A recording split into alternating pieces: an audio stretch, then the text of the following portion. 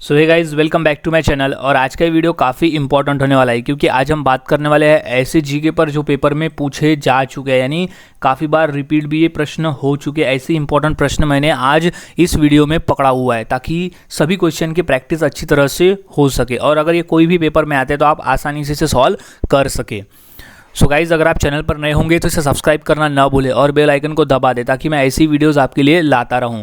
सो शुरुआत करते हैं आज की हम जीके स्टडी की। तो सबसे पहले हमारा प्रश्न है, राष्ट्रीय स्वयंसेवक संघ का मुख्यालय कहाँ है? यानी आरएसएस राष्ट्रीय स्वयंसेवक संघ का मुख्यालय कहाँ है? तो इसका जो राइट आंसर हो जाएगा वो है ऑप्शन ए, नागपुर में। नागपुर में इसका मुख्यालय, आरएसएस का मुख्यालय है नागपुर में। अगला सवाल है, भारत छोड़ो आंदोलन कांग्रेस ने कब शुरू किया था? क्वेश्चन इंपॉर्टेंट है और 2 से 3 बार ये पूछा भी जा चुका है। इसका जो सही जवाब है वो है ऑप्शन डी, 1942 में। 1942 में भारत छोड़ो आंदोलन शुरू किया गया था। मोस्ट इंपॉर्टेंट क्वेश्चन है, ये पूछा जाता है। अगला सवाल है, होम रूल आंदोलन किसके द्वारा चलाया गया था? क्वेश्चन 2 बार रिपीट है कि होम रूल आंदोलन किसके द्वारा चलाया गया था। तो इसका जो राइट आंसर हो जाएगा option B, Annie Besant. Annie Besant के द्वारा होम रूल आंदोलन चलाया गया था। एनी बेसेंट, याद रखें, एनी बेसेंट।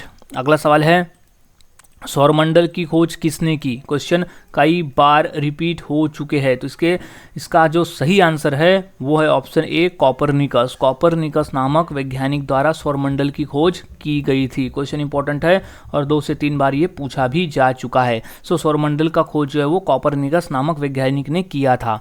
अगला सवाल, विश्व का सबसे ऊंचा पर्वत शिखर कहाँ स्थित है? क्वेश्चन 2 बार रिपीट है कि विश्व का सबसे ऊंचा पर्वत शिखर कहाँ स्थित है। तो इसका जो सही जवाब है वो है ऑप्शन बी, नेपाल में। नेपाल में स्थित है, नेपाल में। सो विश्व का सबसे ऊंचा पर्वत शिखर स्थित है नेपाल में, जो कि है माउंट एवरेस्ट। अगला सवाल, चरित्रहीन किसकी रचना है? यानी चरित्रहीन पुस्तक के लेखक कौन है? क्वेश्चन रेलवे में पूछा गया है 2 बार। तो इसका जो सही जवाब हो जाएगा वो है ऑप्शन सी, शरत चंद्र चटर्जी। शरत चंद्र चटर्जी जो है वो चरित्रहीन के रचना के रचनाकार है, यानी पुस्तक के लेखक है। अगला सवाल, डायनामाइट के आविष्कारक निम्नलिखित में से कौन है? क्वेश्चन मोस्ट इंपॉर्टेंट है और ये क्वेश्चन नगर पालिका में, रेलवे में और यूपीएससी के पेपर में आ चुका है। तो इसका जो सही जवाब है वो है डायनामाइट का आविष्कारक है option C, Alfred Nobel. Alfred Nobel जो है वो डायनामाइट के आविष्कारक है। अल्फ्रेड नोबेल जो है वो डायनामाइट के आविष्कारक है, क्योंकि हर साल स्वीडन देश द्वारा अल्फ्रेड नोबेल की याद में नोबेल पुरस्कार भी दिए जाते हैं, जो कि वैज्ञानिक क्षेत्र में सबसे बड़ा पुरस्कार है। अगला सवाल है, विद्युत बल्ब का फिलामेंट किसका बना होता है? क्वेश्चन 2 बार रिपीट है। तो इसका जो राइट आंसर हो जाएगा वो है ऑप्शन बी, टंगस्टन। टंगस्टन नामक धातु से विद्युत बल्ब का फिलामेंट बना होता है। कारण ये है कि जो टंगस्टन है उसका जो मेल्टिंग पॉइंट है वो बाकी मेटल से हाई है, इस वजह से टंगस्टन का फिलामेंट बना होता है। अगला सवाल है, ऊष्मा की सबसे अच्छी चालक कौन सी धातु है? यानी गुड हीट जो ट्रांसफ़र करती है। तो इसका जो सही जवाब हो जाएगा वह ऑप्शन सी, चांदी। चांदी जो है वो सबसे तेज गति से हीट को प्रवाह करती है, यानी हीट ट्रांसफ़र करती है। तो चांदी इज राइट आंसर। ऊष्मा का सबसे अच्छा चालक है चांदी। अगला सवाल है, वायुमंडलीय दाब नापने वाला यंत्र कौन सा है? क्वेश्चन इंपॉर्टेंट है और 2 बार पूछा भी ये जा चुका है। तो इसका जो राइट आंसर है वो है ऑप्शन ए, बैरोमीटर। बैरोमीटर जो है वो वायुमंडलीय दाब नापने का यंत्र है, बैरोमीटर। याद रखें, बैरोमीटर इज राइट आंसर। वायुमंडलीय दाब नापने का यंत्र है बैरोमीटर।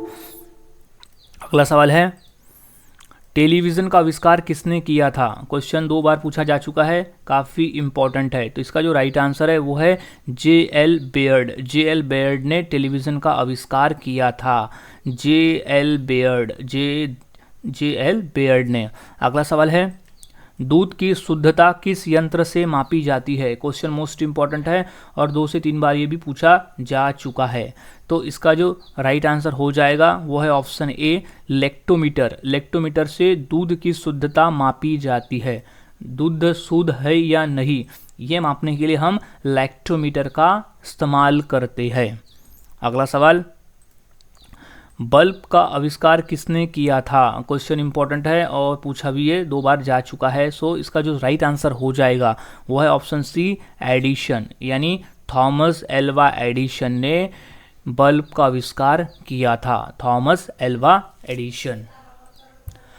अगला सवाल, निम्नलिखित में से कौन रबी की फसल है? यानी ऑप्शन में दिए गए कौन सा है जो रबी में लगाई जाती है फसल? तो इसका जो राइट आंसर है वो है ऑप्शन बी, गेहूँ। गेहूँ की जो फसल है वो रबी की फसल है। इंपॉर्टेंट क्वेश्चन है, याद रखें अच्छे से। अगला सवाल है, थल सेना दिवस किस दिन मनाया जाता है? क्वेश्चन मोस्ट इंपॉर्टेंट है, बीएसएफ के पेपर में आया हुआ है और ये यूपी पुलिस के एग्जाम में भी क्वेश्चन आया हुआ था। सो इसका जो राइट आंसर हो जाएगा वो है ऑप्शन सी, 15 जनवरी। 15 जनवरी को हर साल थल सेना दिवस मनाया जाता है, 15 जनवरी के दिन हर साल। अगला सवाल, गौतम बुद्ध की मृत्यु कहाँ हुई थी? क्वेश्चन 2 बार रिपीट है। सो गौतम बुद्ध की मृत्यु हुई थी ऑप्शन बी, कुशीनगर। कुशीनगर में गौतम बुद्ध की मृत्यु हुई थी, कुशीनगर में। क्वेश्चन इंपॉर्टेंट है, याद रखें, कुशीनगर। अगला सवाल है, तिरंगे पर अशोक चक्र किसने लगवाया था? क्वेश्चन इंपॉर्टेंट गाइज, और 2 से 3 बार ये क्वेश्चन भी पूछा जा चुका है। सो इसे आंसर अच्छी तरह से याद में रख ले। तो इसका जो सही जवाब है वो है ऑप्शन ए, भीमराव अंबेडकर। भीमराव अंबेडकर ने प्रस्ताव दिया था कि तिरंगे पर अशोक चक्र लगाया जाए और उन्हीं के कहने पर अशोक चक्र लगवाया गया। अगला सवाल, सौरमंडल का सबसे हल्का ग्रह कौन सा है? यानी डेंसिटी, सबसे लो डेंसिटी किस ग्रह की है? सो इसका जो राइट आंसर है वो है ऑप्शन बी, शनि ग्रह। शनि ग्रह जो है उसकी जो डेंसिटी है वो बाकी ग्रहों की तुलना में सबसे कम है। सो राइट आंसर इज शनि ग्रह। शनि सबसे हल्का ग्रह है, शनि। अगला सवाल, भारत के राष्ट्रीय गान गाने की समय की अवधि कितनी है? क्वेश्चन 2 बार रिपीट भी हो चुका है। सो इसका जो राइट आंसर है वो है ऑप्शन डी, 52 सेकेंड। 52 सेकेंड।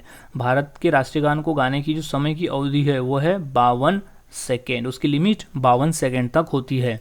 अगला सवाल, भारतीय मुद्रा का नाम रुपया किसने रखा था? क्वेश्चन 2 बार पूछा जा चुका है। तो इसका जो राइट आंसर है वो है ऑप्शन ए, शेरशाह। शेरशाह सूरी, उसका पूरा नाम है। शेरशाह सूरी ने भारतीय मुद्रा का नाम रुपया रखा था। सो याद रखें, शेरशाह सूरी ने मुद्रा का नाम रुपया रखा था। सो गाइज, आज हमने ऐसे 20 क्वेश्चन देखे जो काफ़ी इंपॉर्टेंट है पेपर के पॉइंट ऑफ व्यू। तो सभी क्वेश्चंस के आंसर अच्छी तरह से याद में रख ले, क्योंकि ये क्वेश्चन पेपर में पूछे जा चुके हैं और आने वाले पेपर में भी ये क्वेश्चन आ सकते हैं। तो सभी क्वेश्चन को आंसर के साथ याद में रख ले। सो मिलता हूँ ऐसे ही और नए जीके के साथ अगली वीडियो में। तब तक के लिए चैनल के साथ बने रहे, वीडियोज़ को देखते रहे और जीके की स्टडी करते रहे।